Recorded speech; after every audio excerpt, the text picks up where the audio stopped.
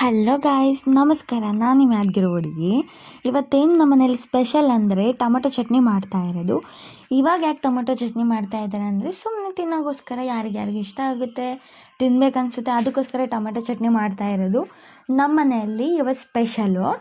ಹಾಗೆ ತುಂಬ ದಿನ ಬಾಳಿಕೆ ಬರೋ ಹಾಗೆ ನಮ್ಮಮ್ಮ ಮಾಡ್ತಾ ಇರೋದು. ತುಂಬ ಟೇಸ್ಟ್ ಅಂತೂ ತುಂಬ ಚೆನ್ನಾಗಿ ಬಂದಿದೆ.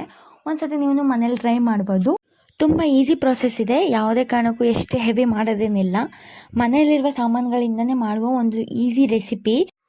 ನಿಮಗೆ ಫುಲ್ ವಿಡಿಯೋ ಹಾಗೆ ಫುಲ್ ರೆಸಿಪಿ ಬೇಕು ಅಂದರೆ ನನಗೊಂದು ಸರ್ತಿ ಕಾಮೆಂಟ್ ಮಾಡಿ, ನಾನು ಲಿಂಕನ್ನು ಪ್ರೊವೈಡ್ ಮಾಡ್ತೀನಿ. ಈ ಥರ ತುಂಬ ಈಸಿಯಾಗಿ ಸ್ಪೆಷಲಾಗಿ ಮಾಡುವ ಚಟ್ನಿ ಯಾವುದೇ ಕಾರಣಕ್ಕೂ ಟಿಫಿನ್ ಜೊತೆ ಹಾಗೆ ರೈಸ್ ಜೊತೆ ನಾವು ಎಲ್ಲಿಗಾದರೂ ಹೋದ್ರೂ ಸ್ಟೋರ್ ಮಾಡಿ ಇಟ್ಕೊಳ್ಬೋದು. ಎಷ್ಟೋ ದಿನ ಬಾಳಿಕೆ ಬರುತ್ತೆ, ತುಂಬ ಟೇಸ್ಟ್ನೂ ಇರುತ್ತೆ. ನಮ್ಮ ಮನೇಲಿ ಇದು ತುಂಬ ಸ್ಪೆಷಲು. ಅವಾಗವಾಗ ಮಾಡ್ತಾನೆ ಇರ್ತಾರೆ, ಯಾವಾಗಲೂ ನಮ್ಮ ಮನೇಲಿ ಇದ್ದೇ ಇರುತ್ತೆ. ಈ ಸಮ್ಮರಲ್ಲಿ ಜಾಸ್ತಿಯಾಗಿ ಮಾಡ್ಕೊಳ್ಳೋದು ಮಾವಿನಕಾಯಿ ಚಟ್ನಿ ಮಾಡ್ಕೋತಾರೆ.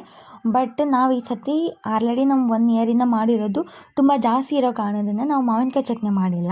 ಅದ್ರ ಬದಲು ನಾವು ಟೊಮೊಟೊ ಚಟ್ನಿ ಮಾಡ್ತಾ ಇರೋದು. ಮಾವಿನಕಾಯಿ ಚಟ್ನಿ ಎಷ್ಟು ರುಚಿಯಾಗಿರುತ್ತೆಯೋ ಅದೇ ಥರ ಸೇಮ್ ಟೇಸ್ಟ್ ಬರುತ್ತೆ, ಅಷ್ಟೇ ರುಚಿಯಾಗಿರುತ್ತೆ. ನೀವು ಒಂದು ಸತಿ ಮನೇಲಿ ಟ್ರೈ ಮಾಡಿ. ಯಾವ ಥರ ಬಂದಿದೆ ಅಂತ ರೆಸಿಪಿ ನನಗೊಂದು ಸತಿ ಕಾಮೆಂಟ್ನೂ ಮಾಡ್ಬೋದು.